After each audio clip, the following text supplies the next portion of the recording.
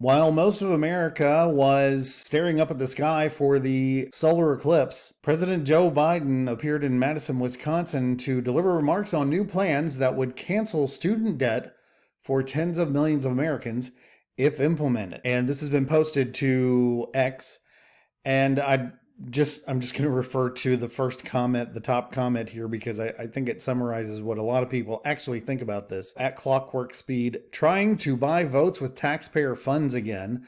I never went to college because I couldn't afford it. Now I'm going to be paying for someone else's education via taxation. Where's my free college degree?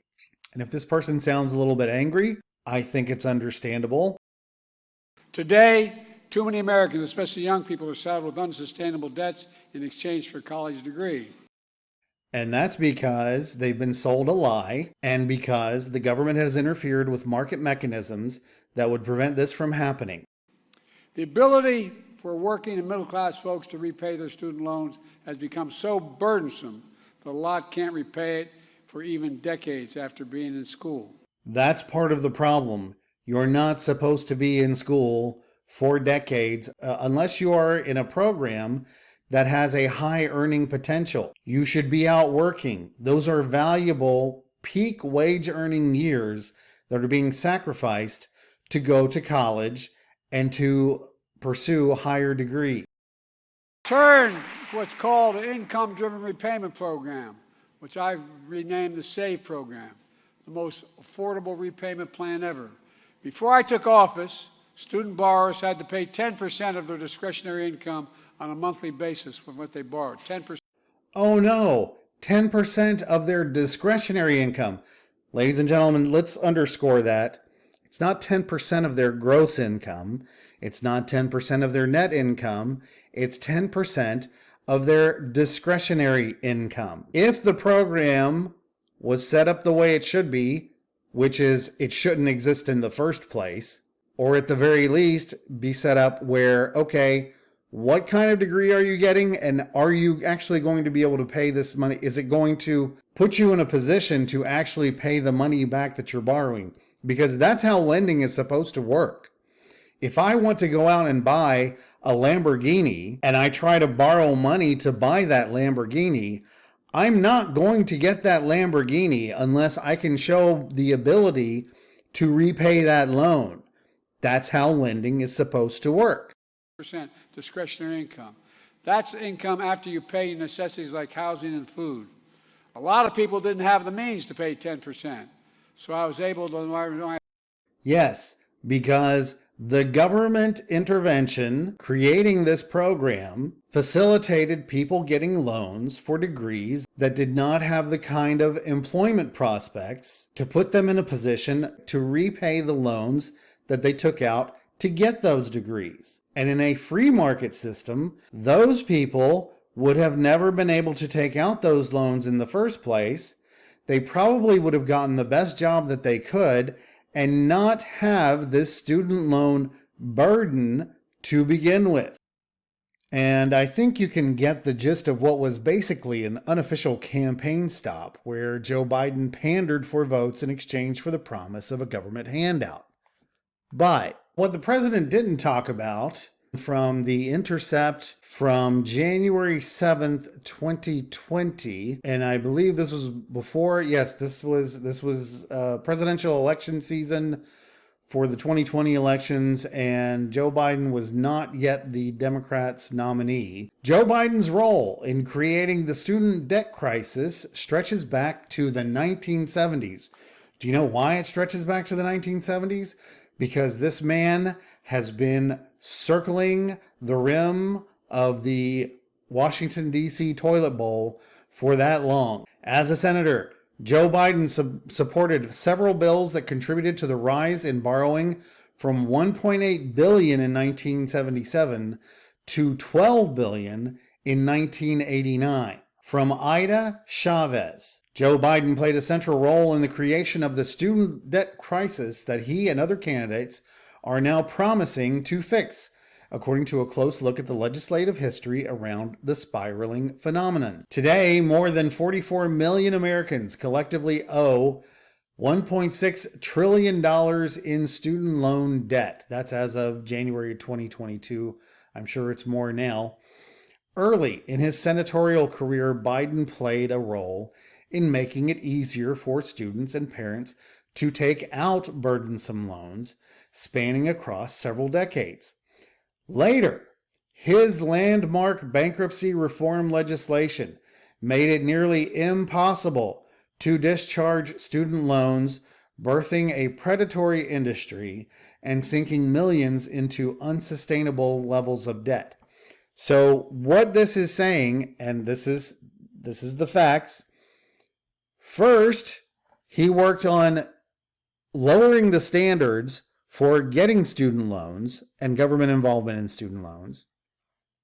And then he was involved in legislation that made it impossible for people who've gotten into financial trouble to discharge these loans through filing bankruptcy. Now, I'm not a fan of bankruptcy, but it does serve a purpose.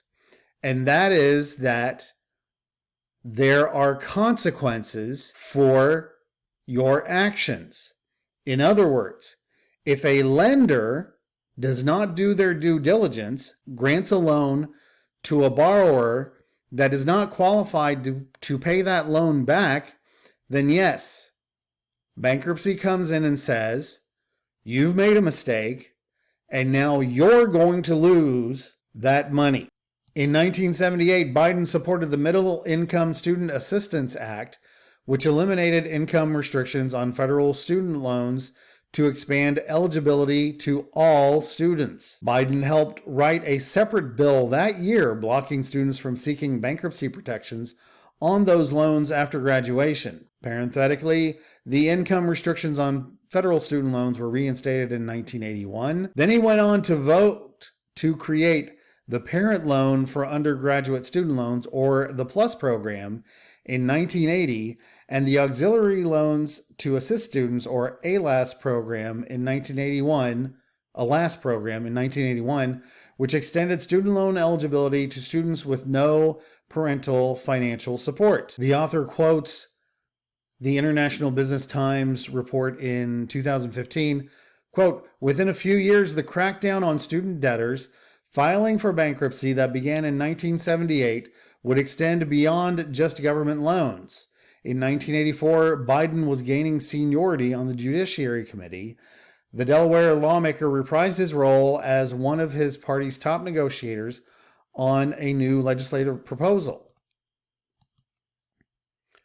Under that bill, which was signed into law by President Reagan, bankruptcy exemptions were extended to non-higher education loans, like those for vocational schools, according to the U.S. Department of Education. So apparently he ultimately missed the vote for the Higher Education Amendments of 1986 that he co-sponsored, and said he would have voted for it if he were able to. Apparently, his story is that he had to be in Delaware for a family matter. So according to this article, back in 2020, during the campaign, Biden, who has said he's still paying off $298,000 in student debt for his 3 children, opposes free college and student debt forgiveness, calling it unrealistic. The former vice president, by the way, has a net worth of more than $15 million, according to the tax returns his campaign released in July of 2021. And they also note that the campaign video in which he mentions his children's debt with the system is captioned, "We need a president who will forgive student debt." The Biden plan for education beyond high school, which was released in October of 2021, aims to expand, quote unquote, the accessibility of community college and simplify income-based loan repayment programs. So apparently, back in 2020, he had a different position. Listen to this. Quoting then private citizen Biden, "I don't think you should be paying for my son going to Yale Law School. I don't think you should be paying for my daughter to go to the University of Pennsylvania," he said at a campaign stop in New Hampshire. "I do think we should make it more affordable to attend school." So there you have it, ladies and gentlemen.